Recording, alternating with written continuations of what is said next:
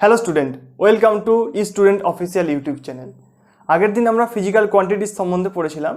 আজকের টপিক হলো what is the dimension of the physical quantity. Physical quantity dimension সম্বন্ধে আমরা পড়বো, বা ফিজিক্যাল কোয়ান্টিটির মাত্রা সম্বন্ধে পড়বো। যে ঠিক আছে, আগের দিন কি পড়েছিলাম না, ফিজিক্যাল কোয়ান্টিটিকে তিনটি ভাগে ভাগ করা হয়। একটা হচ্ছে ফান্ডামেন্টাল কোয়ান্টিটিস, একটা হচ্ছে ডিরাইভ কোয়ান্টিটিস, আর একটা হচ্ছে সাপ্লিমেন্টারি কোয়ান্টিটিস।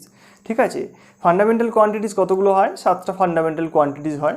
এই 7টা ফান্ডামেন্টাল কোয়ান্টিটিস দিয়েই আমরা কি করব না, যে কোয়ান্টিটিগুলো পাবো সেগুলো হচ্ছে ডিরাইভ কোয়ান্টিটিস বলবো। ঠিক আছে, তো ডিরাইভ কোয়ান্টিটিসকে আমরা কিভাবে এক্সপ্রেস করতে পারি না, ফান্ডামেন্টাল কোয়ান্টিটিস দিয়ে আমরা কি করব, ডিরাইভ কোয়ান্টিটিগুলোকে এক্সপ্রেস করব।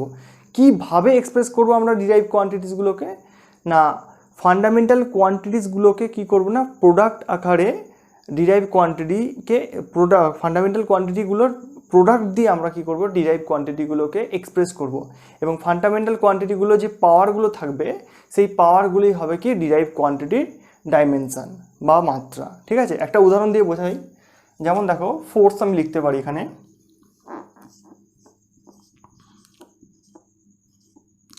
ফোর্স সমান কি হবে না, হচ্ছে মাস into অ্যাসেলারেশন।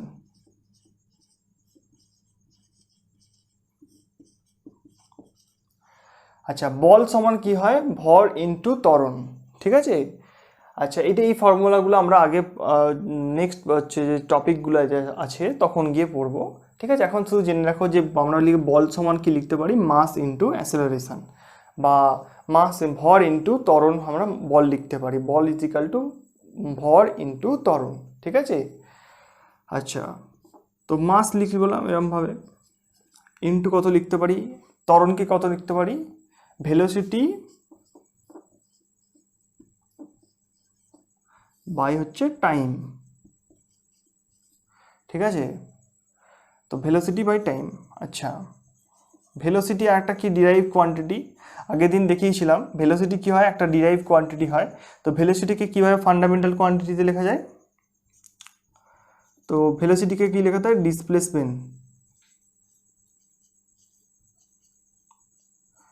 Displacement by time into time.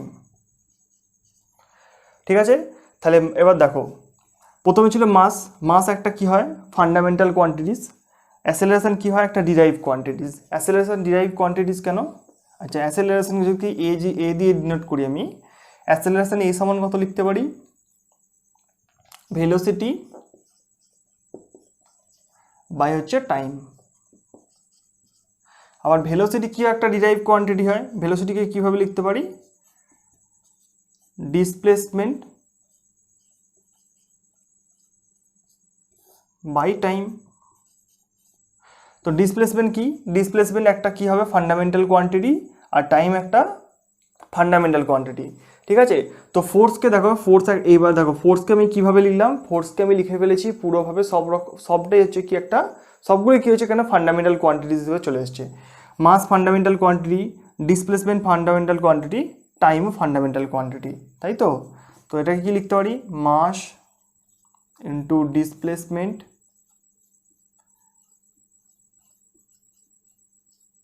Into টাইমটা নিলাম -2 করে দিলাম, টাইম স্কোয়ার হলো তলায়, তো টাইমটাকে যদি উপরে তুলে দিই তখন -2 হয়। ঠিক আছে, তো দেখো তাহলে ফোর্স সমান কত লিখলাম, ফোর্সকে কি লাগে, ফোর্স একটা হচ্ছে কি, ফোর্স একটা ডিরাইভ কোয়ান্টিটি।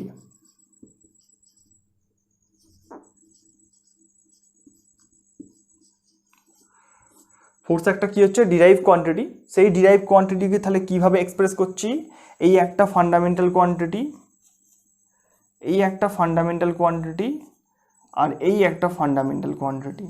তাহলে ফান্ডামেন্টাল কোয়ান্টিটিগুলোর কী হবে, প্রোডাক্ট হিসাবে আমি কি করলাম, একটা ডিরাইভ কোয়ান্টিটি বা ফোর্সকে কী হলো, একটা ডিরাইভ কোয়ান্টিটি, তাকে আমি কি করলাম, সবগুলো ফান্ডামেন্টাল কোয়ান্টিটি দিয়ে হচ্ছে তোমার এক্সপ্রেস করলাম। ঠিক আছে, এবার প্রোডাক্ট হলো, দেখো এবার এটাকে যদি আমি লিখি, মাসকে আমরা কি লিখবো, এম দিয়ে, ডিসপ্লেসমেন্ট এল, আর টাইম হচ্ছে টি দিয়ে -2। ঠিক আছে, তাহলে কি হলো, এইটা একটা ফান্ডামেন্টাল কোয়ান্টিটি, এইটা একটা ফান্ডামেন্টাল কোয়ান্টিটি এবং এইটা একটা ফান্ডামেন্টাল কোয়ান্টিটি। তো কি হলো, তিনটে ফান্ডামেন্টাল কোয়ান্টিটির প্রোডাক্ট হিসাবে আমি এই ফোর্স যে ডিরাইভ কোয়ান্টিটিটা আছে তাকে এক্সপ্রেস করলাম কিভাবে না, এই তিনটে ফান্ডামেন্টাল কোয়ান্টিটির প্রোডাক্ট দিয়ে। আর প্রোডাক্টগুলো দেখো, এইটা একটা ফান্ডামেন্টাল কোয়ান্টিটি, এটা একটা ফান্ডামেন্টাল কোয়ান্টিটি, এটাও একটা ফান্ডামেন্টাল কোয়ান্টিটি। এবার কী হলো, এদের প্রোডাক্ট হিসেবে আমি কী করলাম, এই ডিরাইভ কোয়ান্টিটি বা ফোর্সটাকে আমি কী করলাম, ডিসক্রাইব করলাম। এবার ডিসক্রাইব করার পর কি হলো না, যে প্রোডাক্টগুলো থাকবে সেই প্রোডাক্টগুলো কি হবে, প্রোডাক্ট করলাম এবং যে পাওয়ারগুলো থাকবে, প্রোডাক্ট নয় পাওয়ারগুলো, এই যে ওপরে যে ফান্ডামেন্টাল কোয়ান্টিটির ওপরে যে পাওয়ারগুলো থাকবে সেগুলি কি হবে, এই ডিরাইভ কোয়ান্টিটির ডাইমেনশন বা মাত্রা বলবো আমরা। তাহলে মাত্রা কাকে বলবো, তাহলে আমাদের কি, আমি প্রথম থেকে আরেকবার বলে দিচ্ছি, ডিরাইভ কোয়ান্টিটি পাবো। ডিরাইভ কোয়ান্টিটিগুলোকে কীভাবে পাবো না, ফান্ডামেন্টাল কোয়ান্টিটিস দিয়ে আমরা কী হবে ডিরাইভ কোয়ান্টিটি পাবো। তো ফোর্স একটা ডিরাইভ কোয়ান্টিটি, তাকে কীভাবে আমি ফান্ডামেন্টাল কোয়ান্টিটি দিয়ে লিখলাম, দেখো ডিরাইভ কোয়ান্টিটি এখানে থাকলে হবে না কিছু, তো যেখানে ডিরাইভ কোয়ান্টিটি থাকবে তাকে কী করতে হবে, ফান্ডামেন্টাল কোয়ান্টিটিতে চেঞ্জ করে নিতে হবে। তো ফান্ডামেন্টাল কোয়ান্টিটি নিলাম, মাস, ডিসপ্লেসমেন্ট, টাইম। তো তিনটে ফান্ডামেন্টাল কোয়ান্টিটি কী হলো, প্রোডাক্ট নিলাম। আর তার উপরে যে পাওয়ারগুলো থাকবে, ফান্ডামেন্টাল কোয়ান্টিটিসগুলো যে কোয়ান্টিটিসগুলো দিয়ে আমি ওই ডিরাইভ যে কোয়ান্টিটি আছে তাকে এক্সপ্রেস করেছি, সেই ফান্ডামেন্টাল কোয়ান্টিটিগুলোর উপরে যে পাওয়ারগুলো থাকবে সেই পাওয়ারগুলি হবে কি, ওই ডিরাইভ কোয়ান্টিটির ডাইমেনশান। তাহলে এর ডাইমেনশান কি হবে, তাহলে লিখতে পারি এখানে কি না, দ্য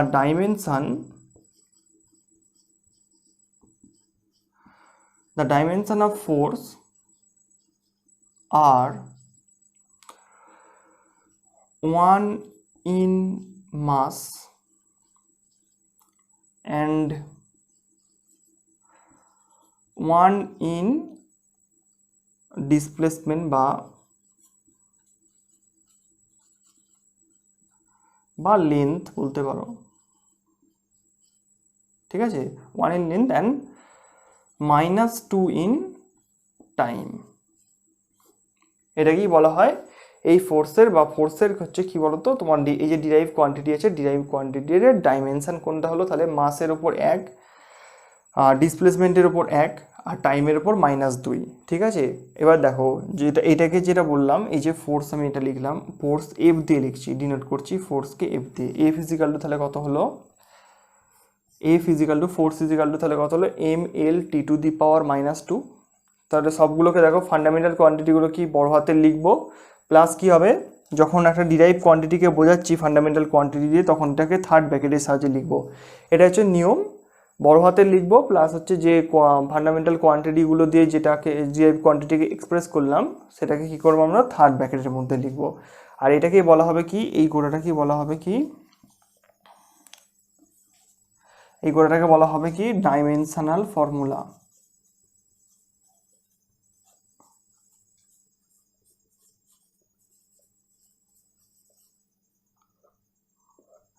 এটাকে বলা হয় ডাইমেনশনাল ফর্মুলা। ডাইমেনশনাল ফর্মুলা কীভাবে হলো দেখলে, F = mL/T⁻², ঠিক আছে।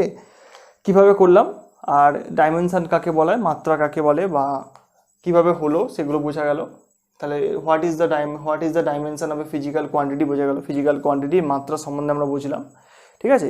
এরকম দেখো কতগুলো মাত্রা আমি লিখি একটু, কিভাবে তোমরা মাত্রাগুলোকে রিপ্রেজেন্ট করবে বা ডাইমেনশনগুলোকে রিপ্রেজেন্ট করবে।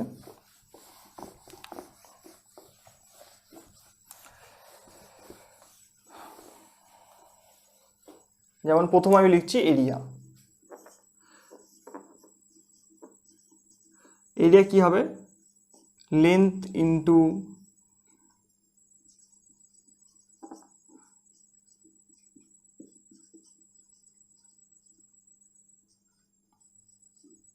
দৈর্ঘ্য ইন্টু প্রস্থ।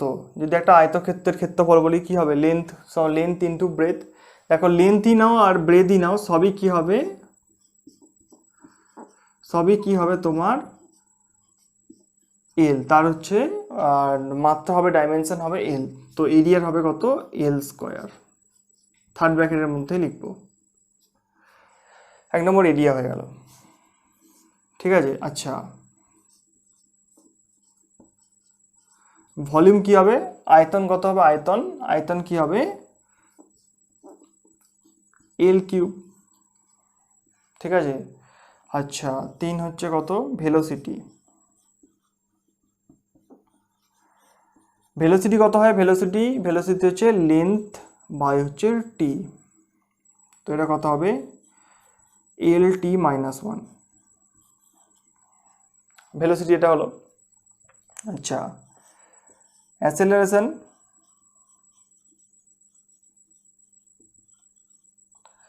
অ্যাসেলারেশন কত হবে, অ্যাসেলারেশন হচ্ছে ভেলোসিটি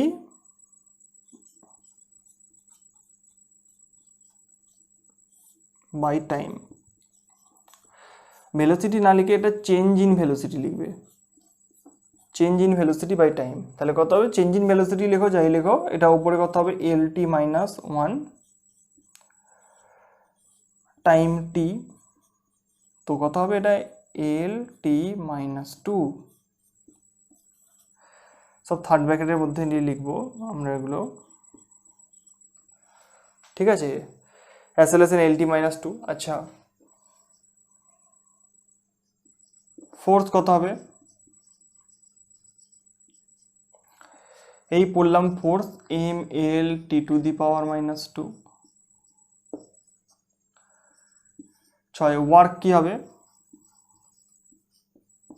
ওয়ার্ক হয় হচ্ছে ফোর্স ইন্টু ডিসপ্লেসমেন্ট,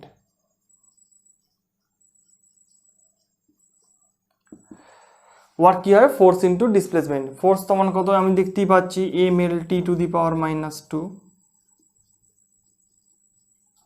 আর ডিসপ্লেসমেন্ট কত এল, তাহলে কত হবে ফোর্স হবে M L square T to the power minus 2।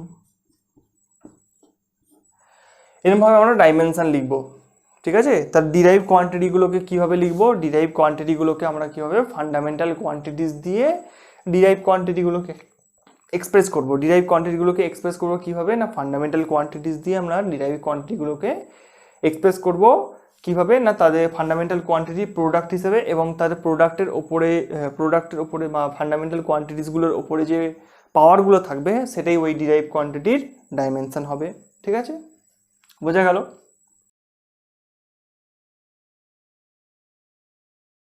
ওকে, তাহলে বোঝা গেল পুরোটা, ঠিক আছে। আচ্ছা দেখো আমাদের সিস্টেম কতগুলো আছে আমি একটু বলে দিই।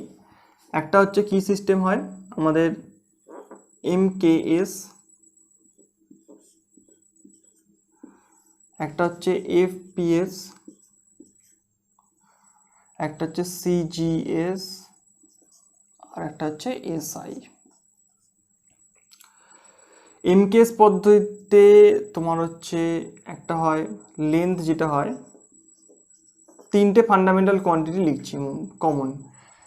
লেন্থ কত হবে মিটার,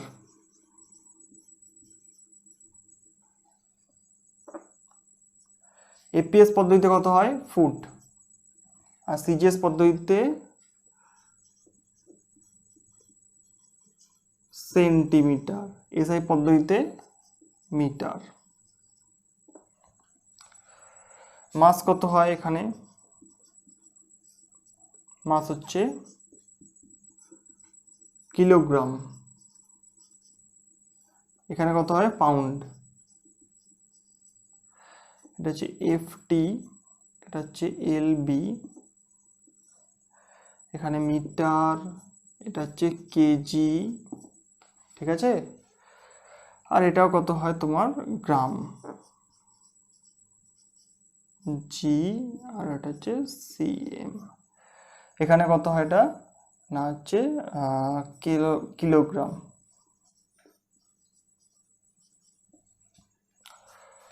আর টাইম এখানে সেকেন্ড, এস, এখানেও তাই, এখানেও তাই, আর এখানেও তাই। এমকেএস, এফপিএস, সিজিএস এবং এসআই। এমকেএস পদ্ধতি কি, এমকেএস পদ্ধতিতে কি হলো, এই এসআই পদ্ধতি কি হলো এমকেএস পদ্ধতির এক্সটেন্ডেড রূপ, সেটাই হচ্ছে এসআই পদ্ধতি, ঠিক আছে। ওকে, বোঝা গেল। লেন্থ, মাস, টাইম, এফপিএস, এমকেএস পদ্ধতি, এফপিএস পদ্ধতি, সিজিএস পদ্ধতি আর এসআই পদ্ধতি, যতগুলো সিস্টেম আমি লিখে দিলাম, বা কীভাবে ইউনিটে চেঞ্জ করবো, এবার মানে যখন পড়বো আর কি ইউনিটে কীভাবে কনভার্ট করতে হয় তখন এগুলো কাজে লাগবে। ঠিক আছে, তো আজকে এই পর্যন্তই রইল ভিডিওতে। নেক্সট ভিডিওতে ডাইমেনশনের যে অ্যানালাইসিসগুলো আছে, অ্যানালাইসিস বা অ্যাপ্লিকেশান আছে সেগুলো হবে। ঠিক আছে, থ্যাংক ইউ।